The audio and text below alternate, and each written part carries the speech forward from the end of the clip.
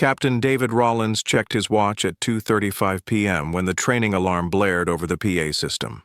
His graphite-cased Casio G-Shock showed perfect time, as always.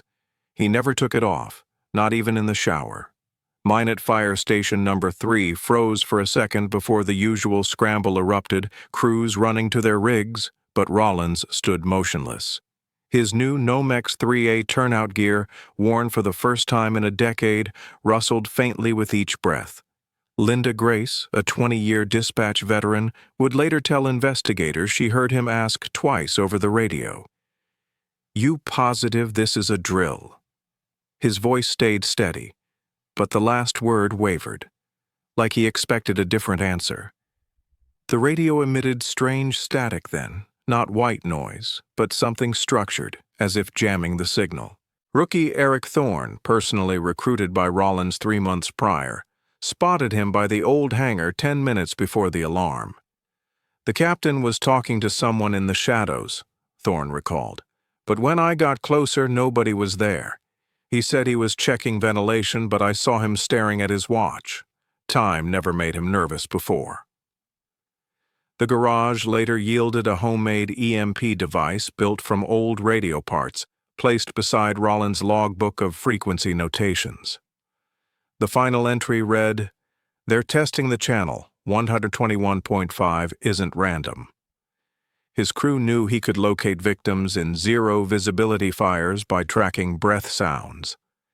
In '97, he'd pulled a girl from collapsed concrete by following her faint knocks on a pipe. But on October 23rd, he moved like a man hearing frequencies no one else could detect. 2 minutes until disappearance. Rollins dragged his palm along the back alley wall, his nightly ritual. Investigators later found brick abrasions suggesting repeated knocks in that spot. At 2:37 p.m., station cameras switched to backup power. The feed cut for exactly 37 seconds. When it restored, Captain Rollins was gone. His oxygen tank turned up 1,000 feet from the station.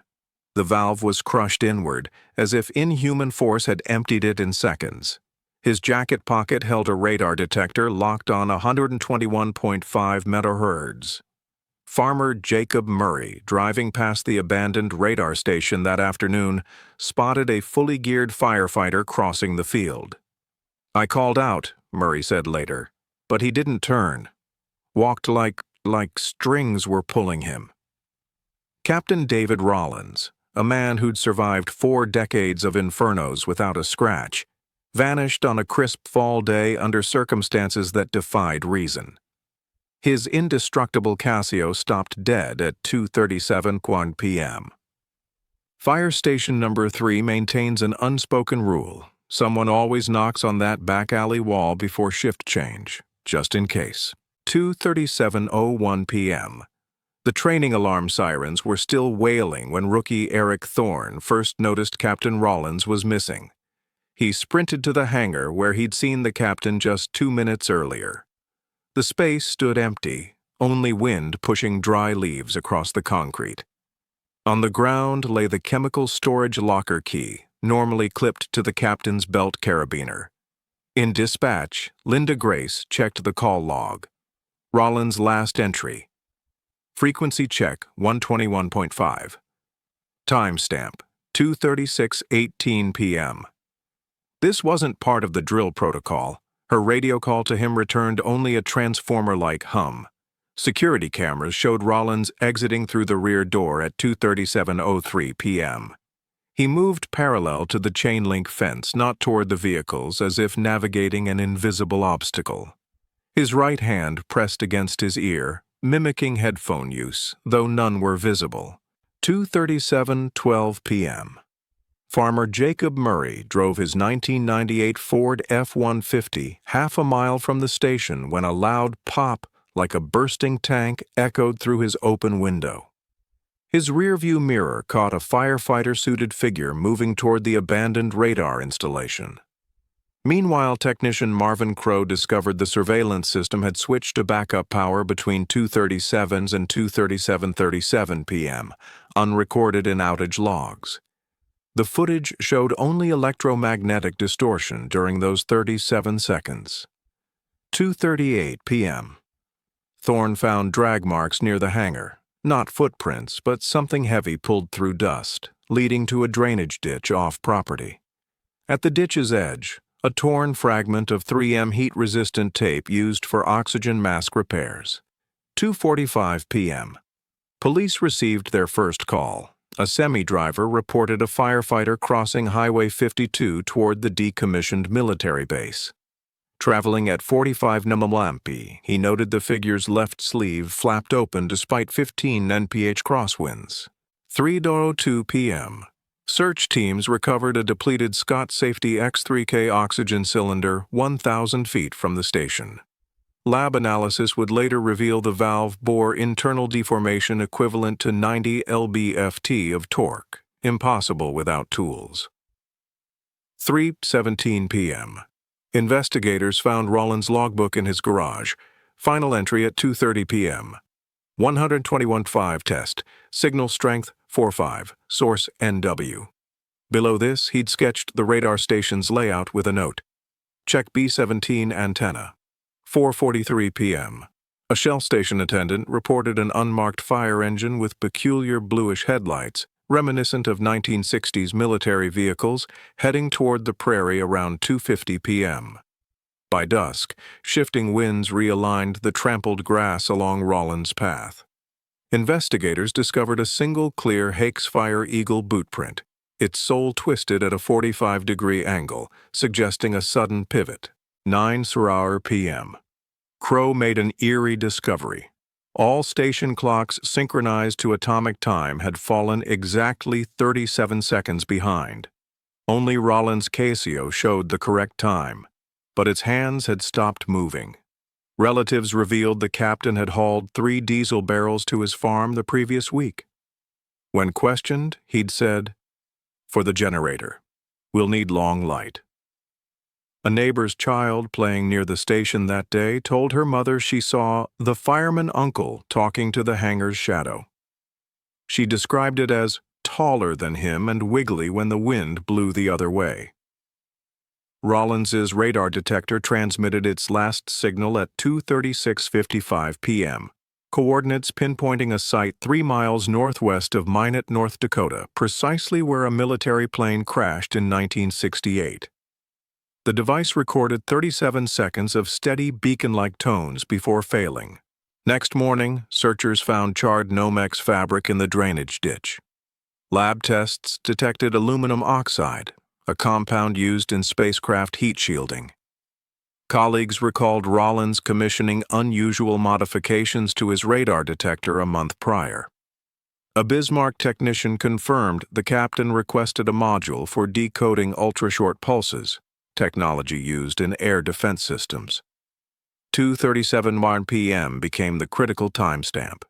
Simultaneously, Rollins' watch stopped, surveillance feeds distorted. Minot International Airport's radar registered a ghost signal on 121.5 MHz. Military base sensors detected a magnetic anomaly. The strangest clue emerged from Minot Daily News archives. A 2003 emergency drill photo showed a firefighter resembling Rollins. Yet in 2003, he would have been 60. The figure appeared no older than 40. When investigators asked his daughter about his aviation frequency research, she produced a notebook. Its final page read, "If time is circular, where's the seam?" Below this, he'd affixed a 1968 newspaper clipping about the military crash alongside magnetic declination calculations for October 23rd. That night, Fire Station No. 3's watch commander heard a dead garage radio activate at 3 a.m., emitting only static until a fragmented transmission on 121.5 MHz. Losing altitude, Mayday. The voice was unmistakably Captain David Rollins, yet the garage microphones weren't powered on. 2:37:38 p.m. The cameras at Fire Station No. 3 came back online, but Captain Rollins was no longer in the frame. Technician Marvin Crow was the first to notice the anomaly, All devices were synchronized to atomic clocks, yet now showed a 37-second discrepancy. Only Rollins's wristwatch, found near the drainage ditch, remained frozen at 2:37 p.m. 2:38:12 p.m. Probationary firefighter Eric Thorne picked up a scrap of 3M heat-resistant tape from the ground. Closer inspection revealed microscopic aluminum oxide particles, material used in spacecraft thermal protection. Lab tests later confirmed the composition matched samples from a military plant in Colorado shut down in 1972. 2:40:03 p.m. Dispatcher. Linda Grace replayed Rollins' final radio transmission. Between his words, checking frequency 121.5 and the onset of static, analysts identified a background pattern, rhythmic clicks at 0.37-second intervals. Acoustic analysis matched it precisely to the distress beacon of a Lockheed EC-121 that crashed near Minot, North Dakota in 1968. 2:45:30 p.m. Farmer Jacob Murray gave his statement to police. He described a figure in firefighter gear moving across his field at exactly 2.3 mph, maintaining a straight course toward the abandoned radar station. The strangest detail, the footprints.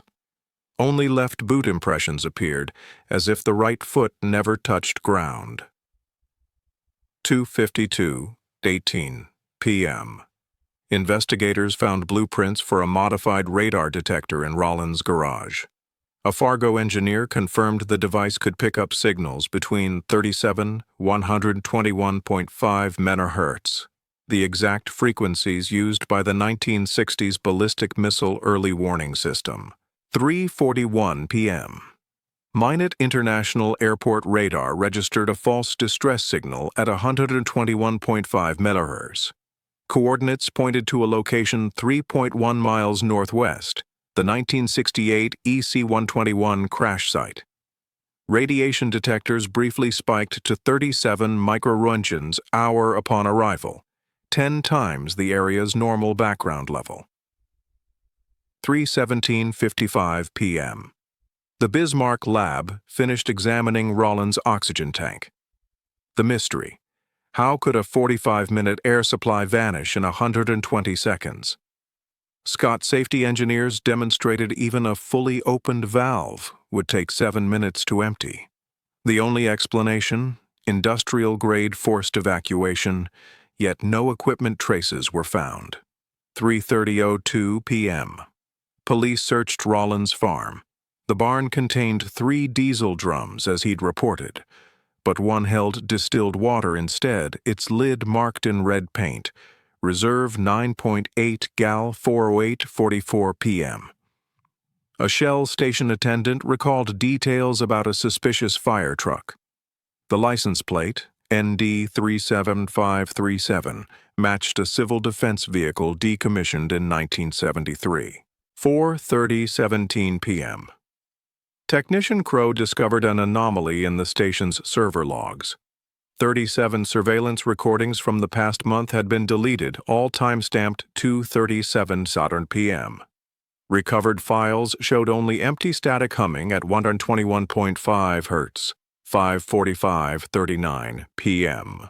Rollins' daughter provided his notebook. A barely visible pencil notation beside a magnetic declination formula read, 37 paces NW from B-17 antenna, the exact location where footprints were found. 6:20:55 p.m. Minot Air Force Base personnel confirmed their radars had detected an unidentified object on October 23, 1968, traveling at 121.5 degrees true. The signal vanished at 2:37 p.m. GMT, exactly 37 years before David Rollins' birth, 7:03 p.m. A neighbor's child who witnessed Rollins with a shadow drew what she saw. The shadow distinctly resembled a radar antenna with the number 37 beside the firefighter.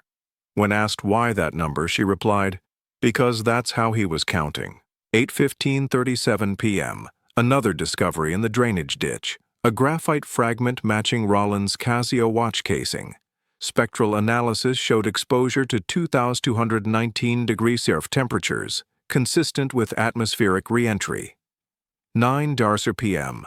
A ham radio operator intercepted a transmission at 37.5 MHz.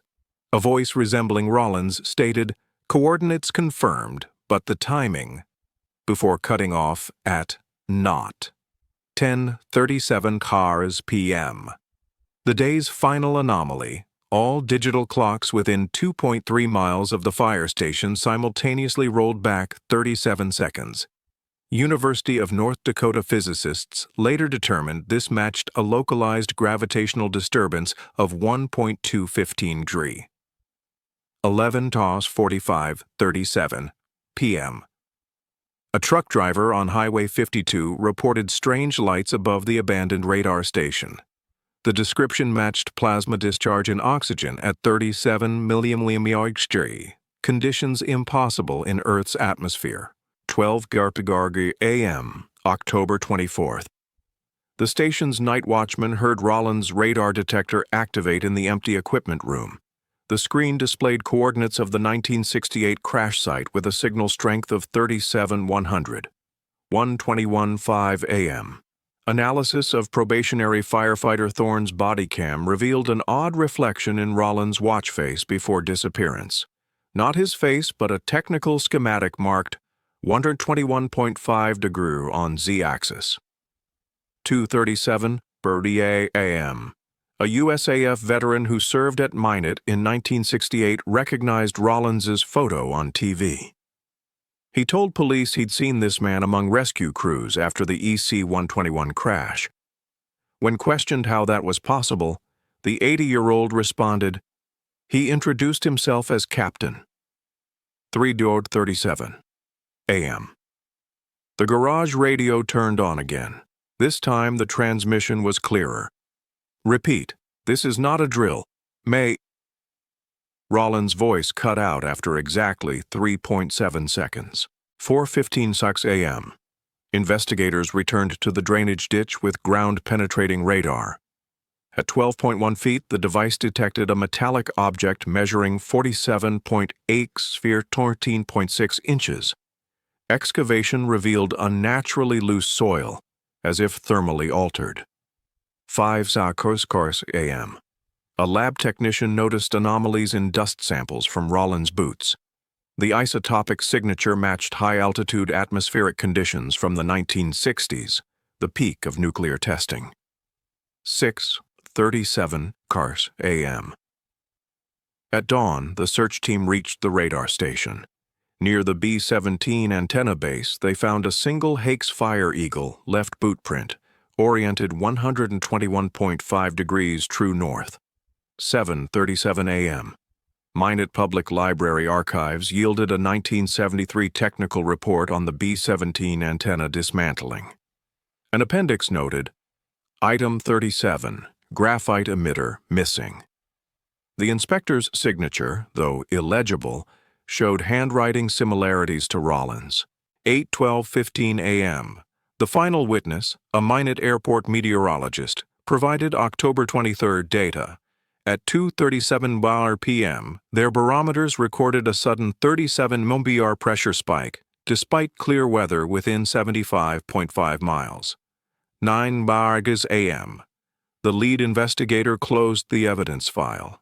His final log entry read, "All evidence suggests Captain Rollins was preparing for an event that had already occurred.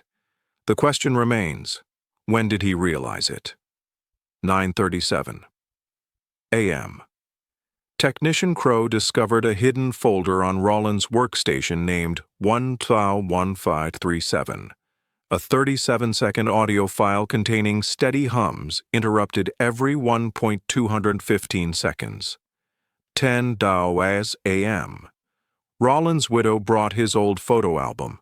A 2003 picture showing him inexplicably younger revealed an anachronism. He wore the same Casio watch model not manufactured until 2005. 11:37:12 a.m. Farmer Murray called police about a strange object where he'd seen Rollins, a 14.6-inch graphite rod engraved with 121.5 MHz. 12 Argars p.m. The USAF lab in Dayton confirmed tritium particles on Rollins gear had a 12.15-year half-life, consistent with 1968 exposure. 1:37 p.m. A university historian studying the EC-121 crash discovered an oddity. The casualty list included a flight engineer, David R., with the full name redacted. The only remaining identifier, service number 375121. 2:37 p.m. Exactly 24 hours after the disappearance, all electronics at fire station number 3 switched to backup power for 37 seconds. Surveillance feeds showed static again as Rollins's detector in the evidence room activated, displaying coordinates: 48.015 degree N, 101.3737 degree W. The spot was 121 feet from the B-17 antenna.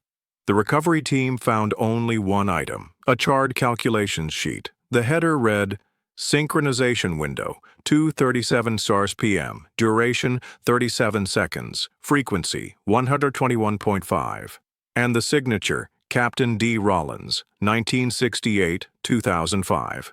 Below, someone had added in red ink, corrected 1968, 4:45:23 p.m. Detective Evans spread out a map of Minot, North Dakota, marked with red dots. Each location represented an anomaly report. They formed a straight line stretching 2.3 miles from the fire station to the radar facility. Computer analysis revealed an angle of 121.5 degrees relative to magnetic north, identical to the flight path of the crashed EC-121 in 1968. 5:03:41 p.m. An Air Force lab technician delivered the EMP device analysis from Rollins's garage. The unit contained 1960s-era components, including discontinued 2N1215 transistors last manufactured in 1973. The real anomaly was the power source, a Westinghouse 37B lead-acid battery from a military radar shipment dated 1968. 5:30:18 p.m. Mary Rollins brought her husband's personal effects. Among photos, they found a 2001 picture of David in full firefighter gear standing by a B-17 antenna array, dismantled in 1975. The back read, "Comms check. Frequency 121.5, 37 seconds." 6:15:09 p.m. Probationary firefighter Thorne recalled a detail. 1 hour before vanishing, Rollins had him inspect air tanks. All were full except tank ND 375121. When reported, the captain simply nodded, as it should be. 7:37 p.m. Minot International Airport provided radar logs. At 2:37 p.m. on October 23rd, a brief blip appeared at 4,000 feet, coordinates matching where they later found the empty tank. No aircraft were airborne. 8:22:15 p.m.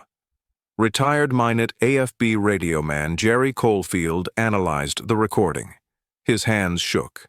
These are EC-121's final Mayday calls. But how did your captain record them? They transmitted once, seconds before impact.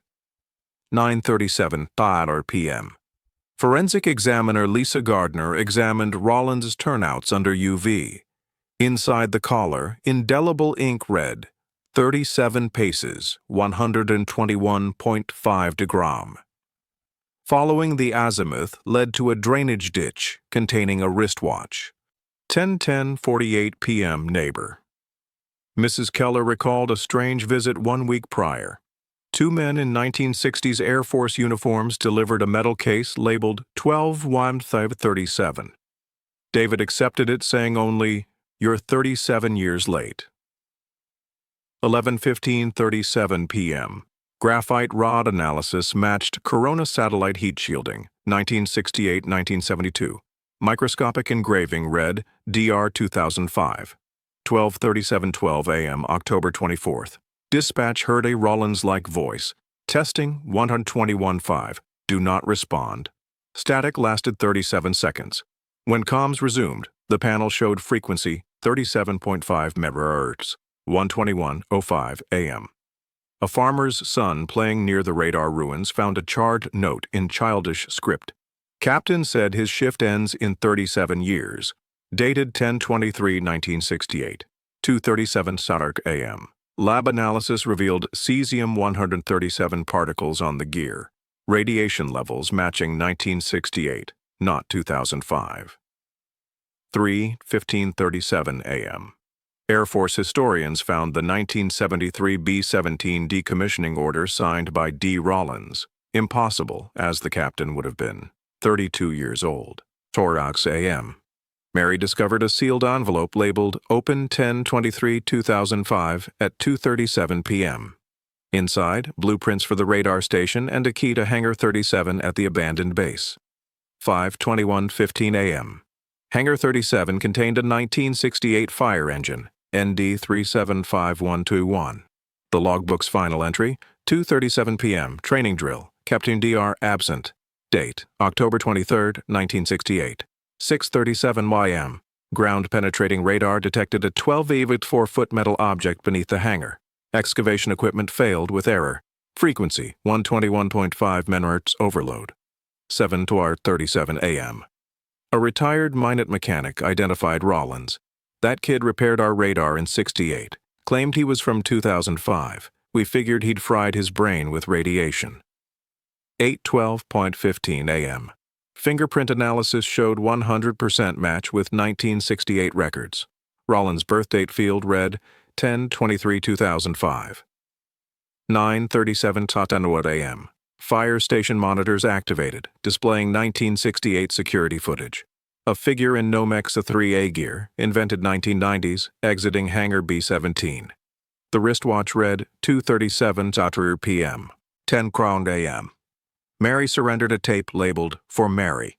Rollins' voice stated, "If you're hearing this, the loop is complete. 37 years forward, 37 back. Frequency, 121.5 is the door." 11:21:37 a.m. Military records confirmed a 1.215 milliroentgen radiation spike at the B-17 array on 10/23/1968, precisely when the EC-121 vanished. 12:37 p.m. Detective Evans compiled the data. Every anomaly fit the equation. 1968 plus 37, 2005. His final notebook entry. He didn't disappear. He returned. 1 p.m. Technician Crow found a hidden file. Return.exe. Outputting coordinates 48.121 degraan 1013737 degrabu and a countdown 37 round. 2:37 p.m. Exactly 48 hours post-disappearance, all fire station cameras failed for 37 seconds. When restored, a full oxygen tank sat on the captain's desk. 3:37 p.m. Lab results showed the tank contained 1968-era North Dakota air, elevated lead and strontium-90 levels. 4:21:15 p.m. Mary received a letter postmarked 10/23/1968. The photo showed David in modern gear among vintage uniformed airmen. Back inscription, wait 37 years, frequency 121.5. 5:37 p.m. Investigators closed the case as classified national security. All documents stamped 12/15/37 p.m. The final discovery, a Casio G-Shock watch in the ditch. The face showed 2:37 p.m. Engraved on back, DR 1968-2005, full cycle. 2:37:01 p.m. Captain's widow Mary Rollins stood before the bedroom safe she hadn't opened in 10 years. The metal felt cold even through her gloves. The lock clicked on the first try. Code 121537. Inside lay a brown wax paper envelope marked for USAF lab use only. Only in daylight did she notice microscopic numbers, 1968, on the adhesive strip. 3:12:43 p.m. Minot Air Force Base technician Jason Price powered up the spectrometer to examine the envelope's contents. The film inside contained magnetic drum recordings, obsolete technology discontinued before 1975. A voice identical to Rollins's spoke through static. Experiment 12-15-37 initiated. Core temperature 2005 degrees. After 37 seconds came 3 distinct clicks. Then a female voice in the background stated, "Welcome, Captain. 1968 awaits." 4:21 p.m. Neighbor Mrs. Keller recalled a previously overlooked detail. On the day of the military visit, the uniformed man from the 1960s carried not just any box, a 14.5 odd 4.75-inch rectangular object wrapped in canvas bearing the 1215th Engineer Battalion patch. As they departed, one soldier turned and told Rollins, "You know the procedure. 37 steps northwest." 5:37:15 p.m. Forensic specialist Lisa Gardner re-examined fire station number 3. Laser measurements revealed an anomaly. The distance from Rollins' office to the back exit measured 121.35 feet instead of the standard 121.39 feet. Behind a wall panel, she discovered a niche containing a copper plate acid-etched with DR 1968-2005. Wiring led directly to the backup power circuit for surveillance cameras. 6:21:05 p.m. A second EMP device, disguised as a toolbox, was found in Rollins' garage. Unlike the first, this contained modern components including a chip labeled 1215GGHZ37. USAF Labs confirmed the crystal was grown using technology not due for development until 2025. 7:45:37 p.m. Farmer Murray's son brought another discovery, a charred page from a 1968 physics textbook. Childlike handwriting in the margins read, "Captain said time is frequency, 121.5 MHz on 37 years." Below it, a schematic of a B-17 antenna with numbers 2005, 1968. 8:12:15 p.m. Minot Daily News archives from 10/24/1968 contained a report about a radar station incident, a blue flash, and a man in an unusual protective suit who vanished after 37 seconds. The blurred photo showed what experts identified as a Casio G-Shock watch on the figure's wrist, 17 years before the model's invention. 9:37 p.m. The widow provided investigators with a family album. A 2003 photo showed Rollins standing by a B-17 hangar holding a device that, upon magnification, revealed a radar detector displaying 121,500 MHz and a 37 SAR countdown. The screen date read 10/23/1968. 10:37 p.m. Radiation specialist Major Curtis analyzed a 1968 air canister. His report noted an isotopic ratio matching elevation at 3,986 feet, precisely where EC-121 disappeared. Most alarming, graphite dust matching the unique composition of a time capsule's thermal shielding buried at Minot AFB in 1968, scheduled for opening in 2005.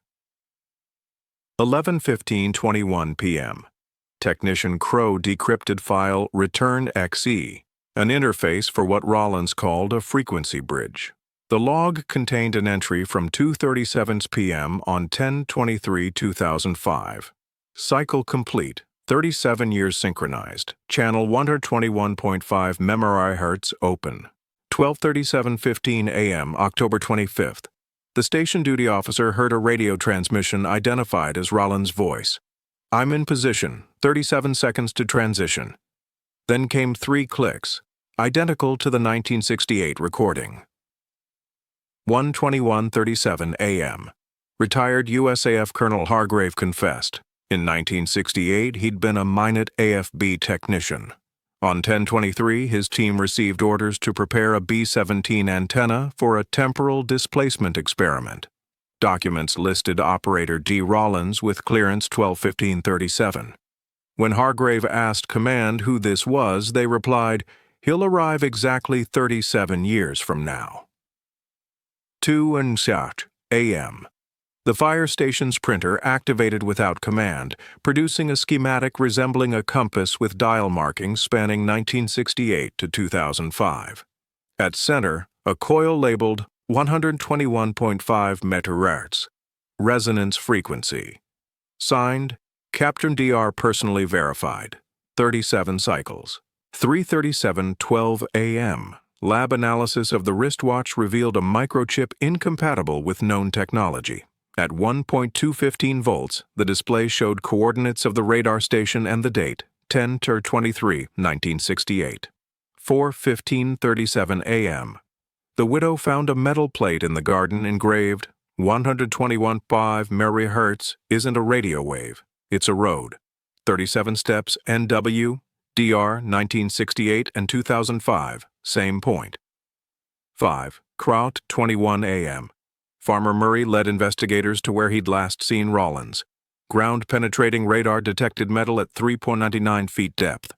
Excavation attempts failed with error message. Frequency lock 37.5 Hz. 6:37 now. a.m.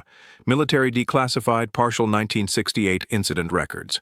The duty log's final entry, 2:37 p.m. Captainers Rollins confirmed synchronization. Transition complete. Frequency 121.5 MHz closed. Next activation 10/23/2005. 7:15:43 a.m. USAF Labs conducted a final experiment. Applying 121.5 MHz to the EMP device recorded a precise 37-year temporal reversal. Findings were immediately classified under code 1215-37. 8 hours a.m. Investigator Evans closed the case file. The final photograph showed two identical Fire Station No. 3 images, one from 1968, one from 2005, both featuring the same Nomex 3A suited figure in the office window. The only difference, the earlier photo's wristwatch showed 2:37 p.m., while the later ones had stopped. 9:21:37 a.m. The widow received a letter postmarked 10/23/1968 containing a Minute AFB safe key and a note. 121.5 MHz isn't a distress channel. It's home. Wait 37 years. I'll return the same way. 10:37 a.m. Exactly 72 hours post-disappearance, all station cameras deactivated for 37 seconds. When power resumed, Rollins' radar detector lay on his desk, displaying 121,500 MHz, sync complete, 37 cycles verified. 11:15:21 a.m.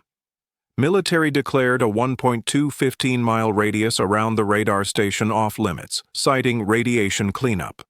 Locals reported blue flashes every 37 minutes precisely at 2:37 p.m.